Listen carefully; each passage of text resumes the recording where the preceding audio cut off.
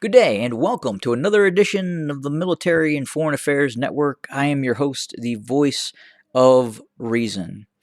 And as we had talked about yesterday on the ongoing coverage of the civil war taking place inside of the former state of Ethiopia, I had talked about the continued advance of the Tigrayan Defense Forces within the vicinity of Shewa Robit, and actually continuing south past Shewa Robit, and discussed the issue that Shewa Robit had been in fact infiltrated by Tigrayan Defense Forces and had also in fact been enveloped on to the west, to the east, and also to some extent to the south. And now we can report that in fact Shewa Robit has fallen fully to the forces of the Tigrayan army advancing south along the A2 highway. There's also been a series of other military setbacks being reported throughout the region, throughout the Amhara region, south of Debre, south of Kambalcha, specifically near in the vicinity of Shewa Robit towards Debre Sina, and then obviously also in this area as well towards Dagalo. And with these military setbacks and military defeats, it would appear that an attack has been launched by the Abiy loyalists against targets within Mekelle. We suspect this was a drone strike against command and control leadership site within Mekelle. It would appear to be an individual assassination attempt against individual key leadership figures of the Tigrayan region. And again, that attack would appear to come because of the recent military setbacks. And as I said before, as the situation on the ground continues to worsen for the Abiy loyalists, for the Ethiopian Federal Forces and its Amhara regional allies, we could see continued draconian steps taking place. And again, we're probably seeing that as well with this assassination attempt on individual leadership persons within the Tigray region, probably coming from a drone strike. Now, again, the drones that the Ethiopian National Defense Forces, the Abiy loyalists, that have the ability to strike Mekelle, are most likely the Wing Lun Chinese-made drone. Again, it carries a very small payload, and some of the precision-guided munitions that this system launches have not been the most accurate in terms of being able to maintain adequate data links, so the payload specialists can guide the precision-guided weapon system onto the target. Again, these are not autonomous operating systems that just fly over and have a artificial intelligent capacity to strike a specific target. These systems have man in the loop, in which you have to have a broadband radio connection with the flying aircraft in order for the payload specialists to guide said rocket or missile or laser guided bomb to the target. And again, this being a Wing Lun version 1, the payload is not that great for carrying precision guided munitions. It is also realistically, it is not designed to conduct precision-guided weapon strikes. It was originally designed purely as a reconnaissance drone, a medium-range reconnaissance drone, and has since been updated and upgraded to where it can launch precision-guided strikes. Now, with that being said, we believe that the munitions that have been delivered to the Ethiopian National Defense Forces and or the intelligence agencies within the former state of Ethiopia, that these systems, again, are fairly small systems with not very large warheads, and again, not to the same type of precision-guided munition systems that we see with certain U.S. systems like the Hellfire weapon system, and then obviously even the even smaller MAM-L, the MAM-L missile system that the Turkish TB2 a drone also carries. So again, lesser systems, less accurate, smaller warhead. But again, it would appear that this system did attack a target within the vicinity of Mekelle over the past 24 hours.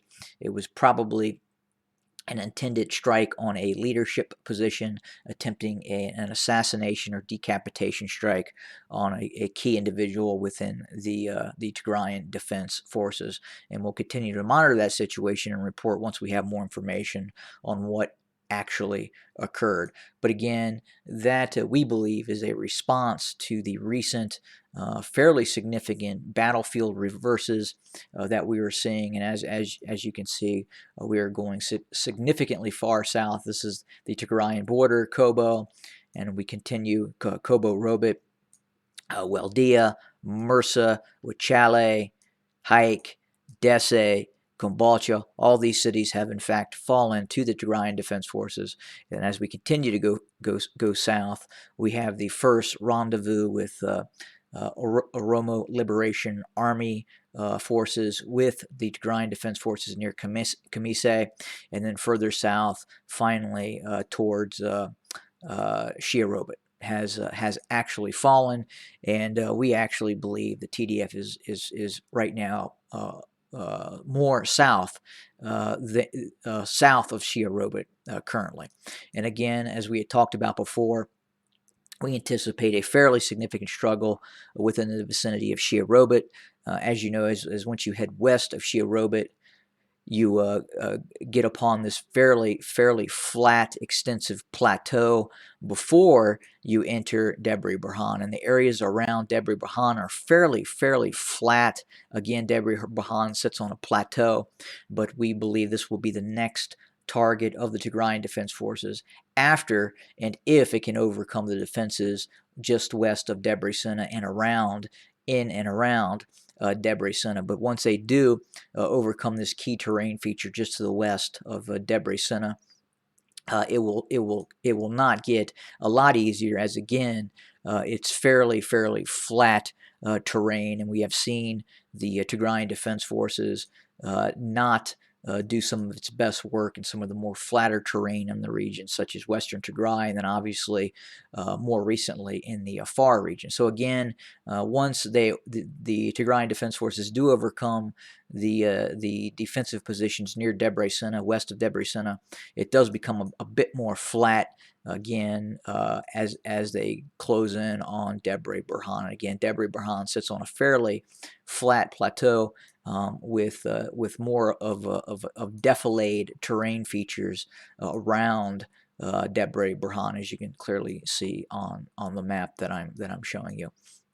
But Debre Birhan is probably one of the largest cities outside of Dese and Kombolcha, and then after Debre Birhan, probably the next largest city is the Grand Prize, Addis Ababa, also known as Finfinne.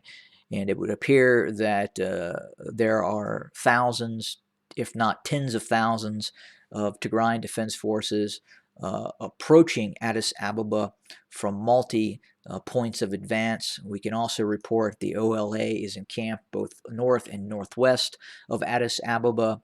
And as of right now, there just doesn't appear to be any stopping this force of the Tigrayan army that is moving both along the A2, the A3, the B21, and other lesser traveled roadways in the former state of Ethiopia. But it's very important that to note that these advances are continuing. While not as rapid as some individuals who obviously support the Tigrayan region would have hoped for, nonetheless, it is a fairly steady advance as the TDF continues to consolidate forces south of Desce, south of Kambalcha, and continue to make that advance towards Addis Ababa. We can probably expect to see more strikes, more draconian measures being taken by the Abiy loyalists as the conflict progresses and as the Tigrayan army continues to close in on Addis Ababa. I would also not rule out the intervention of foreign states as well. I think you have to look at the Russian Federation, quite possibly China, in terms of quite possibly at some point supplying direct combat forces or contractors to help support the Ethiopian National Defense Forces. And obviously we also know the Eritrean army is also on the ground, both in Addis Ababa and the Afar region and other areas as well. But again, we're keeping our eye on the situation. Again, officially, I was under the impression that Shewa Robit had, in fact, fallen yesterday. I didn't want to make any formal announcements, but that's the way it was looking. And then obviously that has actually occurred, and TDF forces are now moving well south of Shewa Robit and are now pressing towards Debre, and then in other areas as well, could be working their way in other areas to the north, making it an advance on Debre Birhan. But again, we will continue to keep our eye on the situation and report as soon as we get more information. Have a great day, everybody, and have a great Sunday.